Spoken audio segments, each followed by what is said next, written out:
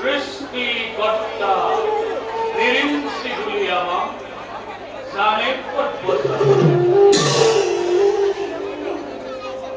ঈশ্বরের ইচ্ছা সীমানে সৃষ্টির ভূবিখাল কর্মকাল করিল রচনা অতৃপ্ত বাসনা আমার মরিচিকাকে লিখে দিই অখিল মরুর প্রান্ত